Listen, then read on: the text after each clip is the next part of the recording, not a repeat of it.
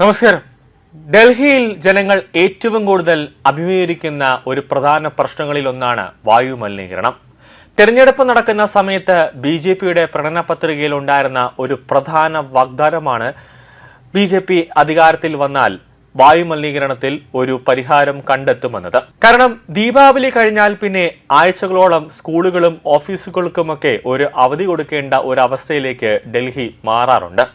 അതാണ് അവിടുത്തെ ഒരു പ്രധാന സിറ്റുവേഷൻ എന്ന് പറയുന്നത്. നിലവിൽ ബിജെപി ആദ്യം നൽകിയ ഉറപ്പ് പാലിക്കാനായിട്ട് ഇപ്പോൾ പോവുകയാണ്. അതായത് ഡൽഹിയിലെ വായു മലിനീകരണം തടയുന്നതിനായി കടുത്ത നിയന്ത്രണങ്ങളുമായി മുഖ്യമന്ത്രി രേഖാ ഗുപ്തയുടെ നേതൃത്വത്തിലുള്ള ബിജെപി സർക്കാർ ഒരു നീക്കം നടത്താൻ പോവുകയാണ്. Air pollution mitigation action plan 2026 മുഖ്യമന്ത്രി പുറത്തിറക്കിയിരിക്കുകയാണ്.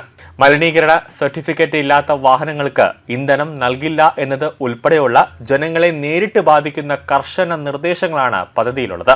മുഖ്യമന്ത്രിയുടെ അധ്യക്ഷതയിൽ നടന്ന യോഗത്തിലാണ് കർശന തീരുമാനങ്ങൾ എടുത്തത്.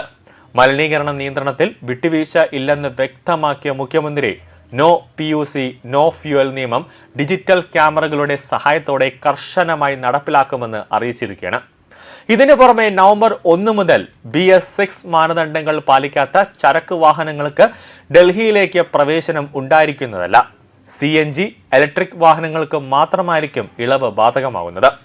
മലിനീകരണം രൂക്ഷമാകുന്ന ഘട്ടത്തിൽ വർക്ക് ഫ്രം ഹോം ഏർപ്പെടുത്തുന്നതും ഓഫീസ് സമയങ്ങളിൽ മാറ്റം വരുത്തുന്നതും പരിഗണനയിൽ ഉണ്ട് എന്നാണ് യോഗത്തിൽ മുഖ്യമന്ത്രി പറഞ്ഞത്.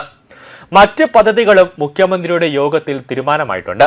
പൊതുഗതാഗതത്തിനായി 2028-2029 നഗരത്തിലെ ബസ്സുകളുടെ എണ്ണം 13,760 ഉയർത്തും. ഇലക്ട്രിക് ബസ്സുകൾക്കായിരിക്കും മുൻഗണന കൂടുതലായി നൽകുക. കൂടാതെ അടുത്ത 4 വർഷത്തിനുള്ളിൽ നഗരത്തിൽ 32,000 ഇലക്ട്രിക് ചാർജിംഗ് പോയിന്റുകൾ സ്ഥാപിക്കും. സർക്കാർ വാഹനങ്ങൾ പൂർണ്ണമായും ഇലക്ട്രിക് ആക്കാനും നിർദ്ദേശമുണ്ട്.